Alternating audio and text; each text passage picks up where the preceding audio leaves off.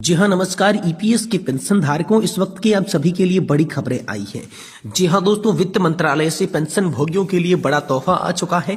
EPS 95 pension 7,500 plus DA को लेकर पारित हो चुका है आदेश। आम बजट से पहले मोदी सरकार ने लिया बड़ा फैसला, लागू हो जाएगी ये तहम सिफारिशें। जी दोस्तों, केंद्रीय कैबिनेट की बैठक में 3 सदस्यीय आयोग पर लगाई गई है मोहर। वेतन में 186% की वृद्धि का अनुमान, 75 लाख पेंशन धारकों को मिलेगा लाभ। जी हाँ तो दोस्तों, ईपीएस पेंशन को लेकर लेटेस्ट न्यूज आई है। ईपीएस पेंशन भोगियों को यहाँ पर जो है केंद्रीय कैबिनेट की बैठक से बड़ा तोहफा, 7,500 प्लस डीए को मिली मंजूरी। तो आखिरकार हम सभी की पेंशन 7,500 प्लस डीए को किस तरीके से मंजूरी मिली है, ईपीएस 95 पेंशन भोगियों को केंद्रीय कैबिनेट की बैठक से किस प्रकार बड़ा तोहफा दिया गया है, इसके बारे में दोस्तों आज इस वीडियो के अंदर संपूर्ण रूप से जानकारी आप सभी को दी जाएगी। वहीं पीएफ कर्मचारियों को मंथली पेंशन जो है वो 7,500 रुपए मिलने लगेगी और उसका जो ऐलान है वो इस तारीख से होने वाला है। तो कौन सी तारीख बताई जा रही है जिसके बाद 7,500 प्लस मंथली पेंशन का जो है आप सभी को लाभ देखने को मिलेगा। वहीं बात करेंगे बजट 2025 को लेकर बड़ी खबर है। बजट में पेंशन स्कीम को लेकर बड़ा ऐलान हो सकता है, मुमकिन ईपीएस में बढ़ सकती है मिनिमम पेंशन। जी हाँ तो दोस्तों, बजट 2025 को लेकर ईपीएस मिनिमम पेंशन पर बड़ा अपडेट आया है, तो इसके बारे में भी बात करेंगे। यानी कि दोस्तों, आप सभी ईपीएस पेंशन धारकों के लिए आई आज की 3 प्रमुख बड़ी खबरों की चर्चा इस वीडियो के अंदर करेंगे। इसीलिए आप सभी पेंशन धारकों से निवेदन करते हैं कि दोस्तों आज की ये वीडियो आप सभी के लिए बहुत ही खास होने वाली है, इसलिए इस वीडियो को आप लास्ट तक देखिएगा और साथ ही चैनल पर नए हैं तो दोस्तों चैनल को भी सब्सक्राइब जरूर कर दीजिएगा। तो चलिए सबसे पहली बड़ी खबर की ओर बढ़ते हैं, जानते हैं कि पेंशन को लेकर लेटेस्ट न्यूज क्या है। ईपीएस 95 पेंशन भोगियों को केंद्रीय कैबिनेट का तोहफा किस प्रकार मिला है, 7,500 प्लस डीए को लेकर कैसे मंजूरी देखने को मिली है, चलिए इसके बारे में संपूर्ण रूप से विस्तार से जानकारी आज इस वीडियो के अंदर आपको दे देते हैं। हाल ही में ईपीएस पेंशन योजना को तहत पेंशन भोगियों के लिए बड़ी खबर सामने आ रही है। खबरों के अनुसार केंद्रीय कैबिनेट ने ईपीएस 95 न्यूनतम पेंशन 7,500 रुपए प्रतिमाह करने और इसी के साथ ही महंगाई भत्ते को जोड़ने की मंजूरी दी है। ये खबर का फैसला जो है लाखों पेंशन भोगियों के लिए राहत भरी खबर है, जो लंबे समय से अपनी पेंशन बढ़ाने की मांग कर रहे थे। इस योजना का मुख्य उद्देश्य उन पेंशन भोगियों को वित्तीय सुरक्षा प्रदान करना है जो अपने कार्यकाल के बाद आर्थिक समस्याओं का सामना कर रही हैं। आइए नए फैसले और इसके प्रभावों के बारे में विस्तार से जानकारी को जानते हैं। तो आखिरकार क्या है ईपीएस पेंशन योजना को लेकर नया बदलाव। तो दोस्तों, ईपीएस 95 एक ऐसी योजना है जो संगठित क्षेत्र में काम करने वाले कर्मचारियों को रिटायरमेंट के बाद पेंशन प्रदान करती है। हाल ही में सरकार ने इस योजना के कुछ महत्वपूर्ण बदलाव कर दिए हैं, जिनमें न्यूनतम पेंशन को 7,500 रुपए प्रति माह तक बढ़ाने और इसी के साथ महंगाई भत्ता यानी कि डीए को जोड़ने का प्रस्ताव शामिल है। दोस्तों, सरकार ईपीएस 95 पेंशन योजना के तहत किए गए प्रभावों को लेकर मुख्य बिंदु क्या है। तो पहला है न्यूनतम पेंशन में वृद्धि। अब दोस्तों, ईपीएस 95 के तहत सभी पात्र पेंशन भोगियों को 7,500 रुपए प्रति माह की न्यूनतम पेंशन मिलेगी। दूसरा है महंगाई भत्ता यानी कि डीए। दोस्तों, नई व्यवस्था में महंगाई भत्ता भी शामिल किया जाएगा, जिससे पेंशन राशि समय समय पर आप सभी के लिए बढ़ती रहेगी। वहीं इस फैसले से लगभग 6 लाख से भी अधिक ईपीएस 95 पेंशन भोगी जो है लाभान्वित होने वाले हैं। और वहीं बात करते हैं वित्तीय सुरक्षा को लेकर, तो ये कदम बुजुर्गों को वित्तीय स्थिति को मजबूत करेगा और उन्हें आत्मनिर्भर जो है बनाएगा। तो आखिरकार ईपीएस 95 योजना के अंदर बदलाव जरूरी क्यों थे। ईपीएस 95 योजना के तहत पहले न्यूनतम पेंशन की राशि बहुत ही कम थी, जिससे लाभार्थियों को दैनिक खर्चों में पूरा कठिनाइयां होती थी। कई बार यह मुद्दा संसद और अन्य मंचों पर उठाया गया। समस्या की बात करें तो न्यूनतम पेंशन केवल 1,000 रुपए की थी, जो कि आज की महंगाई के हिसाब से अपर्याप्त थी।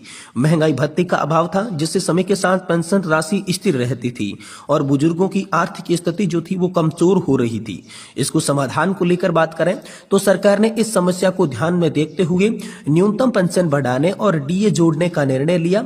इससे न केवल उनकी आर्थिक स्थिति सुधरेगी, बल्कि उनका जीवन स्तर में भी बेहतर सुधार होने वाला है। तो इस फैसले से जुड़े प्रमुख बड़े फायदे कौन कौन से हैं, इसके बारे में बात करें तो दोस्तों, पहला फायदा है आर्थिक स्थिरता, यानी कि वृद्धावस्था में आर्थिक स्थिरता जो है वो पेंशन धारकों को को देखने को मिलेगी, उन्हें जो है धन की कमी नहीं होगी। वहीं दूसरा है महंगाई से राहत, यानी कि दोस्तों डीए जोड़ने से महंगाई का असर कम होगा, क्योंकि समय समय पर पेंशन धारकों की डीए बढ़ने के साथ पेंशन की राशि इंक्रीज होती रहेगी। वहीं तीसरा है जीवन स्तर में सुधार, यानी कि बुजुर्गों का जीवन स्तर बेहतर होगा, क्योंकि उनकी पेंशन की राशि ज्यादा आएगी, तो दोस्तों उन्हें जो है अपने जीवन स्तर को सुधारने के लिए मदद मिलेगी। और चौथा है सामाजिक सुरक्षा, यह कदम सामाजिक सुरक्षा भी प्रदान करेगा, क्योंकि अधिक पेंशन के कारण समाज के अंदर पेंशन धारकों का सम्मान भी बढ़ेगा। कुल मिलाकर दोस्तों बात करें तो ईपीएस 95 योजना के तहत 7500 प्लस डीए लागू होने की खबरों ने लाखों लोगों के बीच तो उम्मीद जताई है। अगर यह फैसला लागू होता है तो बुजुर्गों के लिए एक बड़ा राहतकारी कदम, बड़ा लाभकारी कदम साबित हो सकता है। हालांकि जब तक सरकार की ओर से कोई आधिकारिक घोषणा नहीं हो जाती तब तक इसे पूरी तरीके से सही मानना मुश्किल है, लेकिन यहाँ पर खबरें आ रही हैं कि प्रस्तावित वृद्धि जो है 7500 प्लस डीए की अब सभी पेंशन धारकों के लिए बताई जा रही है, जो कि लागू होने की स्थिति में लग रही है। तो दोस्तों यहाँ पर पेंशन धारकों के लिए बड़ी गुड न्यूज आई है कि 7500 प्लस डीए की पेंशन जो है अब सभी के लिए लागू होगी, जिससे पेंशन धारकों की आर्थिक स्थिरता बनी रहेगी, महंगाई से उन्हें राहत मिलेगी, उनके जीवन स्तर में सुधार के साथ साथ सामाजिक तौर पर भी पेंशन धारकों का सम्मान बढ़ेगा, समाज के तौर पर भी पेंशन धारकों का सम्मान जो है वो बढ़ने वाला है। इसको लेकर ये बड़ी खबर हाल फिलहाल में आप सभी के लिए आ चुकी है।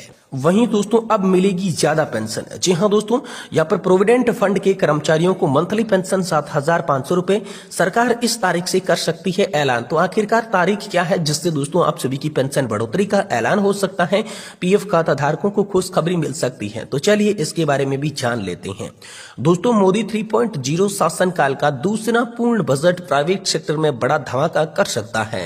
केंद्र सरकार की तरफ से पूर्ण बजट में पीएफ कर्मचारियों को बड़ी सौगात देने पर विचार कर रही है। उम्मीद जा रही है कि सरकार ईपीएफ के तहत मिलने वाली मिनिमम पेंशन की राशि को बढ़ाकर 7500 रुपए यहाँ पर कर सकती है, इस पर विचार कर रही है। दोस्तों कर्मचारी भविष्य निधि संगठन की तरफ से चलाई जा रही ईपीएस पेंशन योजना किसी बड़े तोहफे की तरह है।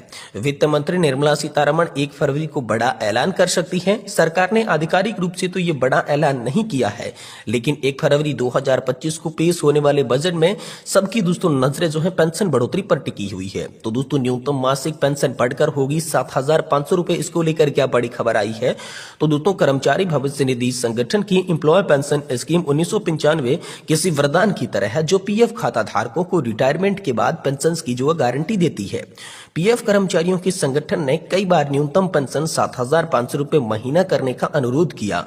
सरकार कर्मचारियों के इस प्रस्ताव पर कोई बड़ा फैसला हाल फिलहाल में ले सकती है। चर्चा है कि निर्मला सीतारमण ने ईपीएस 95 राष्ट्रीय आंदोलन समिति को आश्वासन दिया है कि उनकी मांगों की समीक्षा की जाएगी।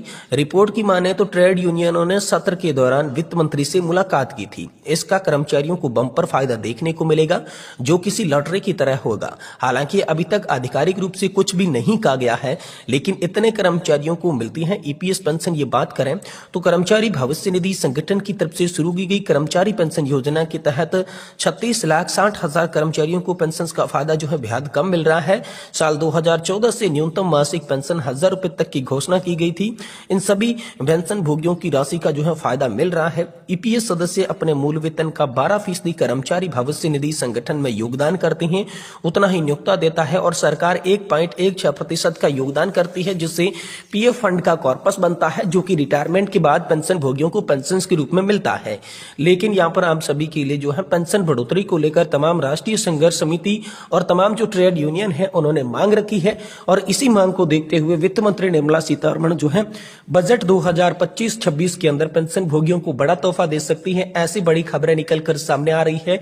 हालांकि आधिकारिक तौर पर इन खबरों का जो है पुष्टिकरण नहीं किया गया है, लेकिन दोस्तों मीडिया रिपोर्ट्स की तमाम दावों के आधार पर ये खबरें हाल फिलहाल में आप सभी पेंशन धारकों के लिए निकलकर सामने आ रही